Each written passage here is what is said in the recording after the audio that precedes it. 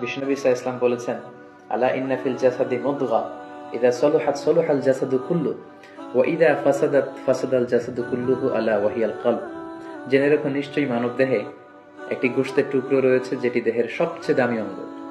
এই অঙ্গটি যদি পরিচ্ছন্ন হয় পুরো দেহটি পরিচ্ছন্ন থাকে, এই অঙ্গটি যদি নষ্ট হয়ে যায় পুরো দেহটি নষ্ট হয়ে যায়, আর সেটি হচ্ছে তোমাদের আত্মা।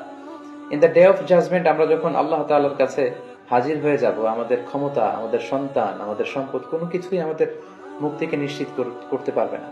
কেবলমাত্র যারা প্রশান্ত এবং পরিচ্ছন্ন আত্মা নিয়ে মহান আল্লাহর দরবারে হাজির হবে, তার জন্যই আল্লাহ তাআলা ক্ষমার ঘোষণা করবেন। তো পর্নোগ্রাফি ওয়াচাররা সর্বপ্রথম যে ক্ষতিটির সম্মুখীন হচ্ছে সেটি হচ্ছে তারা তাদের আত্মাকে নষ্ট করে দিচ্ছে, যেটা মানব দেহের সবচেয়ে দামি অঙ্গ। পাশাপাশি তারা তাদের চরিত্রকে শেষ করে দিচ্ছে, যেটা মানব জীবনের সবচেয়ে দামি একটি বিষয়। আমরা বলি যে মানুষের অর্থহানি ঘটলে সামান্য কিছু হানি হয়, স্বাস্থ্যহানি হলে আরেকটু বেশি কিছু হয়, কিন্তু একজন ব্যক্তি যখন তার চরিত্র হারিয়ে ফেলে সে তার সবকিছুকে হারিয়ে ফেলে।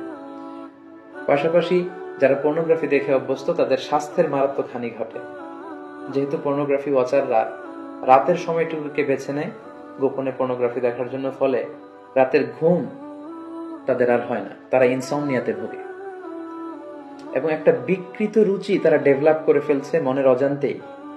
মহান আল্লাহ তাআলা বিবাহের মাধ্যমে, পবিত্র বন্ধনের মাধ্যমে একজন প্রাপ্তবয়স্ক নারী এবং পুরুষ তারা তাদের জৈবিক চাহিদা মেটাবে, এটাকে আল্লাহ বৈধ করেছেন।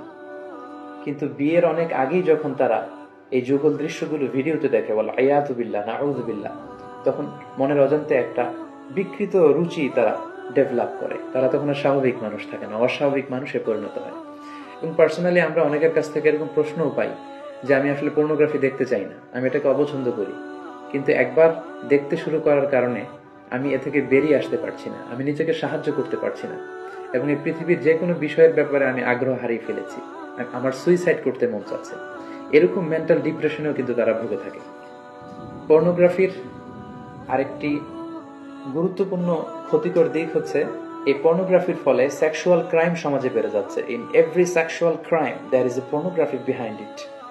কারণ মানুষ যখন পর্নোগ্রাফি দেখে এবং সেটা থেকে যখন সে স্বাদ নেয়, মজা নেয়, তখন সে তার ব্যক্তিগত লাইফে সেটাকে প্র্যাকটিস করতে চায়, যার ফলে ধর্ষণের মতো এত জঘন্য কাজকে সে বেছে নেয়, চাইল্ড অ্যাবিউজের মতো, উইমেন অ্যাবিউজের মতো জঘন্য কাজগুলোকে সে বেছে নেয়। এজন্য সমাজে যত ধরনের সেক্সুয়াল ক্রাইম দেখা যাবে, গবেষণা করলে দেখা যাবে তার পেছনে রয়েছে পর্নোগ্রাফি। যারা পর্নোগ্রাফি ভিডিও দেখে তারা দাম্পত্য জীবনে সুখী হয় না, কারণ পর্নোগ্রাফি ভিডিও দেখার ফলে একজন মানুষ উত্তেজিত হয়ে ওঠে, এবং যারা ধীরে ধীরে